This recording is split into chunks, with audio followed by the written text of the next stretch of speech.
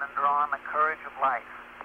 Our countryman and poet, William Cullen Bryant, once said, "America is where mankind throws off its last fetters. With your exploits, we loosen one more. Who," he said, "shall place a limit to the giant's strength or curb his swiftness in the forward race?" Through you today, we all feel as giants once again. Once again, we feel the surge of pride that comes from knowing we are the first and we are the best, and we are so because we are free. For all Americans, Nancy and I thank you and the thousands of others who have worked to make this day possible.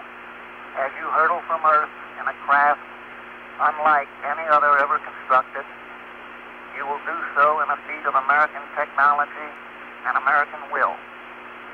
May God bless you, and may God bring you safely home to us again. That's the end of the message. And John, we can't do more from the launch team than say we sure wish you an awful lot of luck. We're with you 1,000%, and we're awful proud to have been a part of it. Good luck, John. Crippen and I are mighty proud to work with you fellas. You're absolutely professional. The best there is. And that's a mighty fine speech, and we sure appreciate it.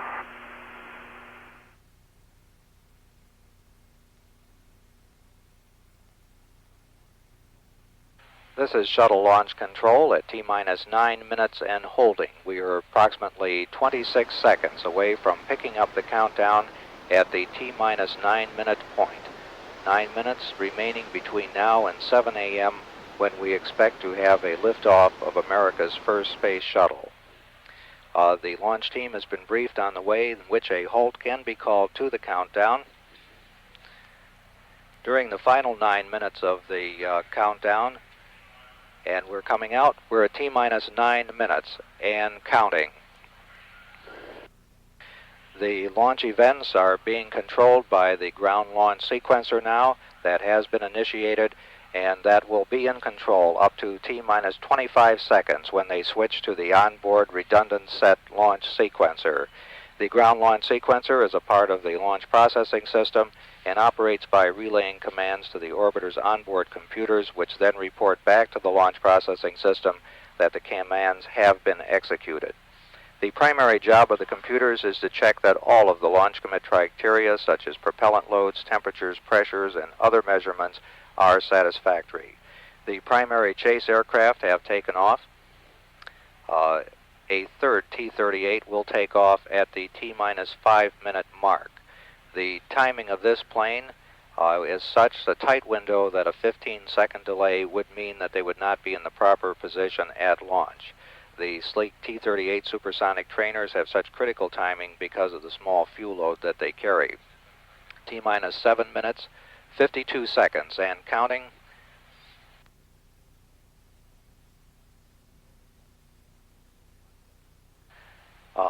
Approximately 40 seconds away from movement of the orbiter access arm.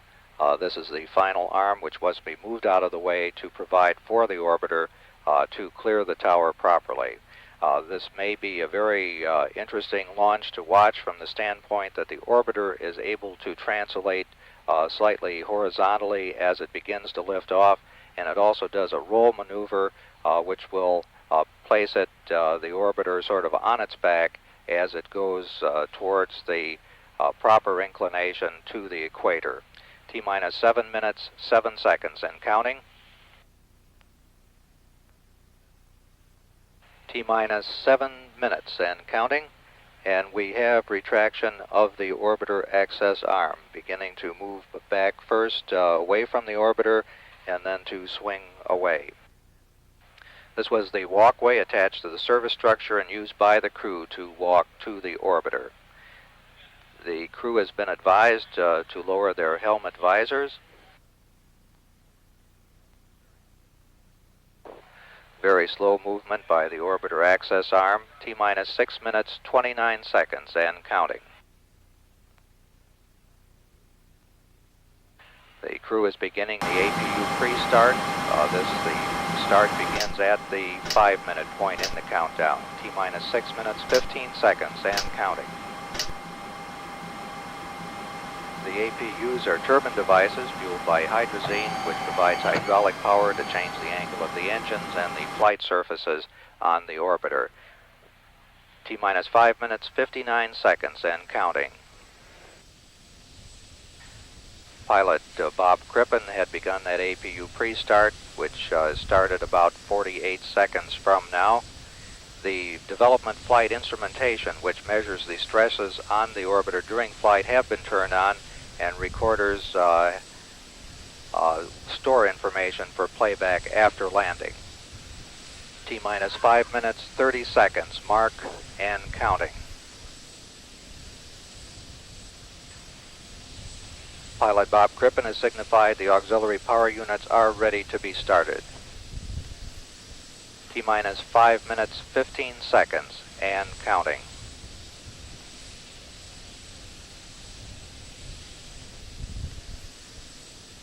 Coming up on the 5-minute point, 4, 3, 2, 1, mark. T-minus 5 minutes and counting. We have had a go for APU start. APU start is in work. This is a start sequence. The final chase plane is taken off from Patrick Air Force Base. T-minus 4 minutes, 42 seconds and counting.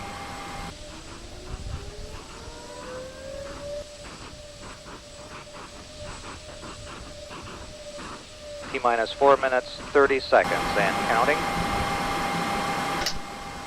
Once we get the APU start, we have a total of 12 minutes of hydrazine supply for running the APUs prior to a liftoff. Everything going very smoothly in this count.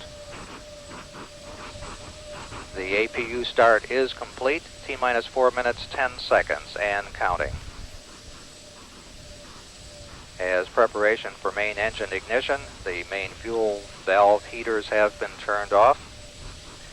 T-minus 3 minutes, 57 seconds and counting. The final helium purge on the shuttle main engine has been started in preparation for engine start. The liquid oxygen replenish system has been turned off in preparation for pressurization of the tanks for the launch. T-minus 3 minutes, 35 seconds and counting. The elevon, speed brake, and rudder are being moved through a pre-programmed pattern to assure that they'll be ready for use in flight.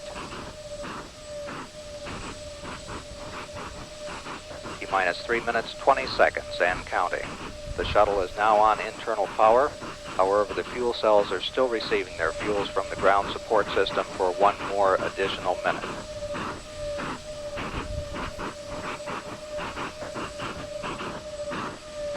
Up on T-minus 3 minutes, T-minus 3 minutes and counting. The engine gimbal, our movement check is underway to assure they're ready for flight control. T-minus 2 minutes, 52 seconds. The LOX valve on the external tank has been closed and pressurization has begun. After the tank is pressurized, the hold capability is limited to 3 minutes, 36 seconds. T-minus 2 minutes, 40 seconds and counting. The fuel cell ground supply of oxygen and hydrogen has been terminated and the vehicle is using its onboard supply. T-minus 2 minutes, 25 seconds and counting.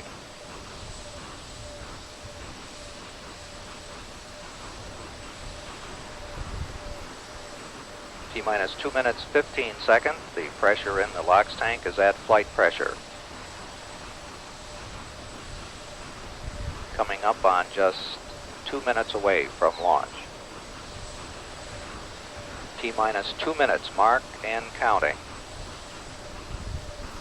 The liquid hydrogen vent valve has been closed and flight pressurization is underway. T-minus 1 minute, 50 seconds and counting.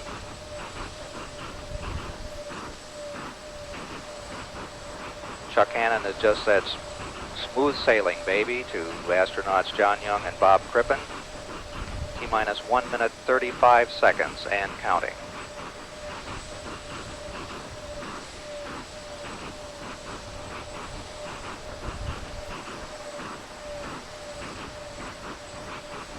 T-minus 1 minute, 20 seconds and counting. We can see the purges of the main engines as we prepare for ignition.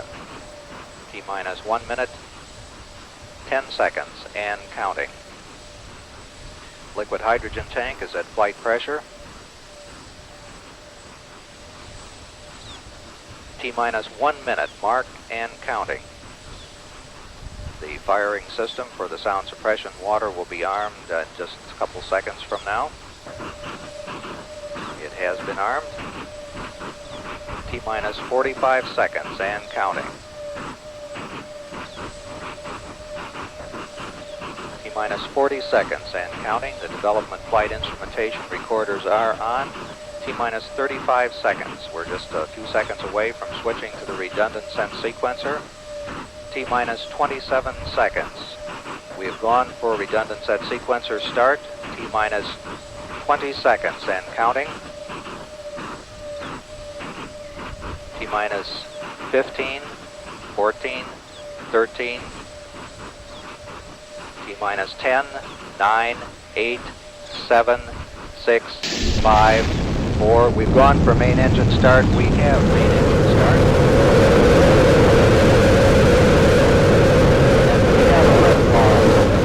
America's first space shuttle, and the shuttle has cleared the tower.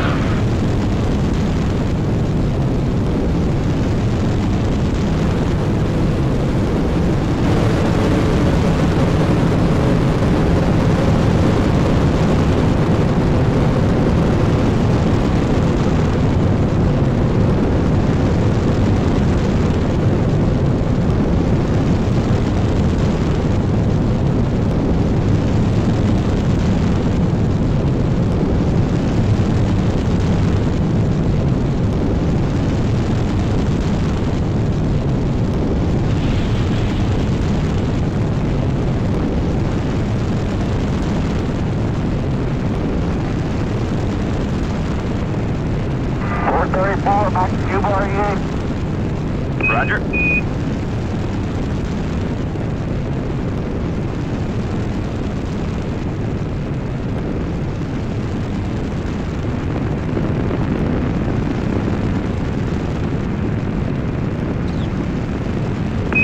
Columbia, Houston, you're go at throttle up. Roger, go at throttle up.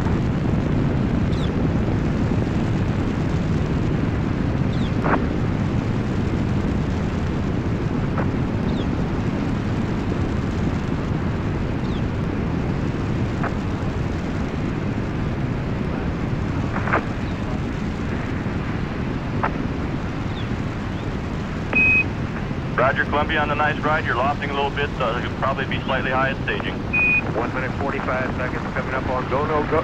Columbia, you're negative seat. That call up says that Columbia, the altitude is too high for ejection seat use. Mark. Columbia, you're go for SRB step. 2 minutes 4 seconds, standing by for SRB SEP confirmation.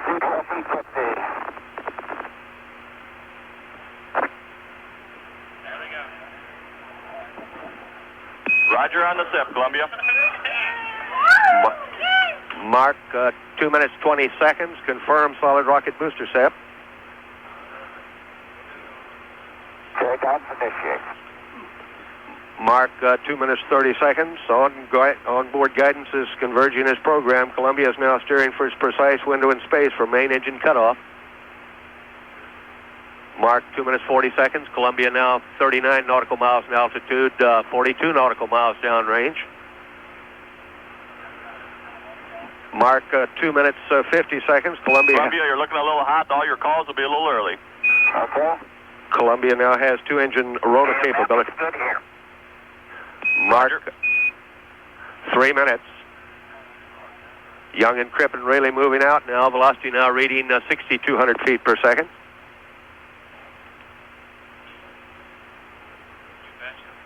Mark, 3 minutes 15 seconds. Columbia now 51 nautical miles in altitude, 66 nautical miles downrange. Velocity now reading 6,500 feet per second.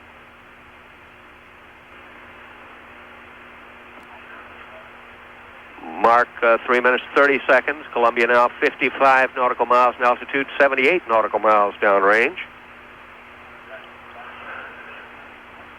Mark, 3 minutes 40 seconds, standing by for a return status check and mission control by Flight Director Neil Hutchinson. Columbia given a green to continue.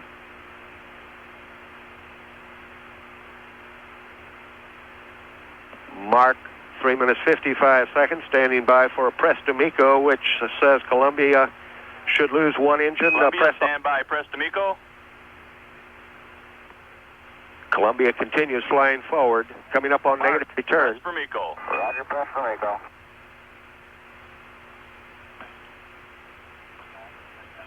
Mark, 4 minutes 8. Columbia, stand by for negative return. Mark, negative return. And your revamp is good. Mark, 4 minutes 25 seconds. With that, we can confirm it. with that call up from Capcom Brandenstein, Columbia now committed to space travel. Young and Crippen can no longer turn around and return to the launch site. Columbia, Houston, we're showing both ohms PC transducers off scale high. Mark, 4 minutes 45 seconds. The flash evaporator is activated on board to cool Columbia. We're setting off scale low here. Roger, stand by. We'll keep an eye on it. Mark, 4 minutes 56 seconds. Columbia is lofting early in the second stage, is now being taken out of the trajectory as programmed. Columbia now 74 nautical miles in altitude, 181 nautical miles down. That's nominal there, man. What a view, what a view. Glad you're enjoying it. Mark, 5 minutes 15 seconds. Columbia now 75 nautical miles in altitude, 202 nautical miles downrange. Velocity now reading 11,000 feet per second. A status check and mission control by Flight Director Neil Hutchinson. Columbia, Houston, your go at 5:30. MECO, 8+34. Mark, 5 minutes 40 seconds. That call up from Capcom Brandenstein says that Columbia's trajectory, navigation, and engine performance look good. Columbia, reading you loud and clear. Okay, you're clear, a little weak. Mark, 5 minutes 55 And seconds. Columbia, we just switched over Bermuda. Boy, should be getting better here in a second. Roger that. Okay, that's good. 6 minutes. Columbia now 76 nautical miles in altitude, 280 nautical miles downrange. Velocity now reading 13,000 feet per second.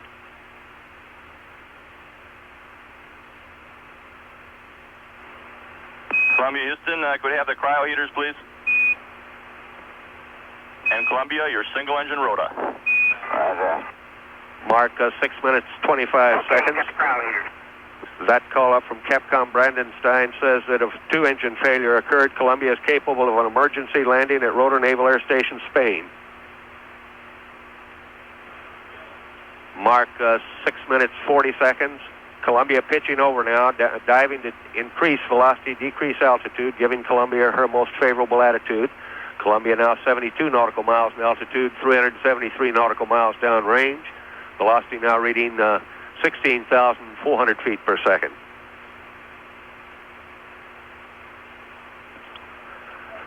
Standing by for a single engine press d'amico call up from Capcom Brandenstein.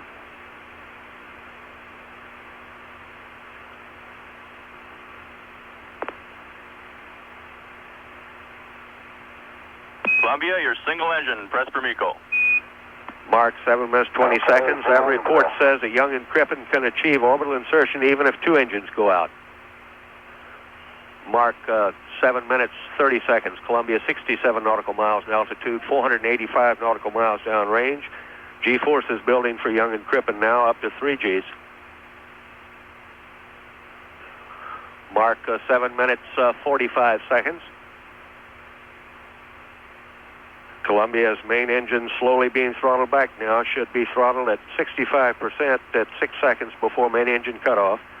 Status check in the control center. Columbia, Houston, your go at 8. Mark, 8 minutes 4 seconds. Looking good. Columbia now 63 nautical miles in altitude, 606 nautical miles downrange. Mark, 8 minutes 15 seconds. Columbia now 63 nautical miles in altitude, 650 nautical miles downrange. Standing by now for main engine cutoff.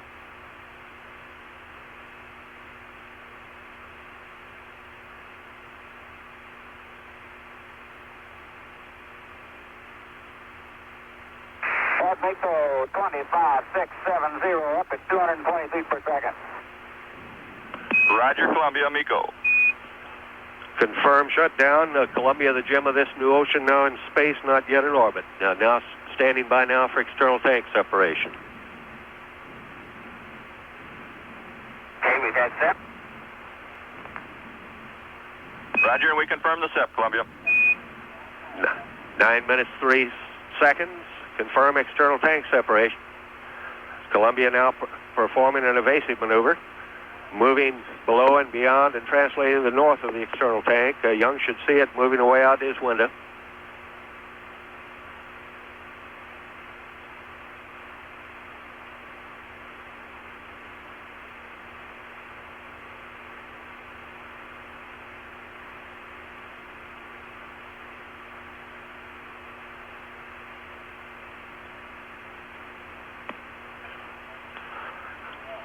Nine minutes, 40 seconds, go, no-go status check and mission control for the first ohms burn. Given a go. Columbia, Houston, your go for nominal ohms 1 and for APU shutdown on time. Roger that. Mark, 9 minutes, 55 seconds. Columbia now maneuvering to its ohms 1 burn attitude. Using the two 6,000-pound thrust engine, the ohms 1 will be posigrade, moving Columbia forward and higher on her flight path, placing Columbia in orbit.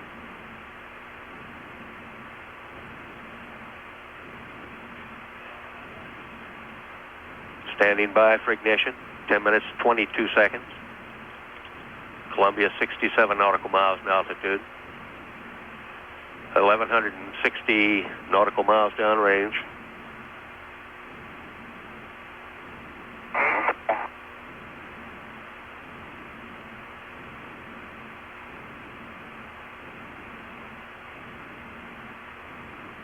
Okay, we got 102 on the left and 101 on the right. PC.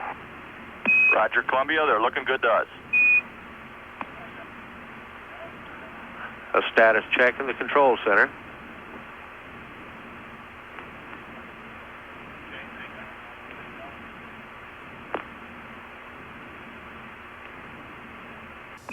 Columbia, Houston, we have 40 seconds to LOS. Configure LOS. You're looking good burning over the hill. We'll see you at Madrid. Okay, we got a second to go. We're in a 97 by 42 right now. Roger.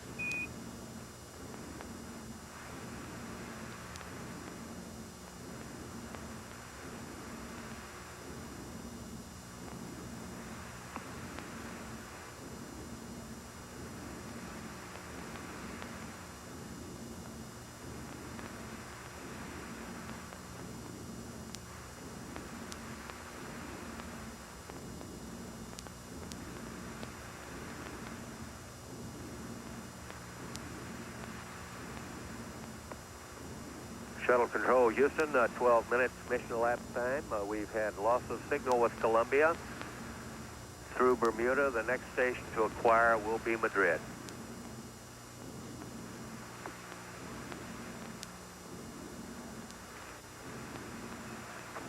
Still receiving data, however, in the control center. Right at shutdown, they saw the, right at loss of signal, they saw the shutdown of the ohms.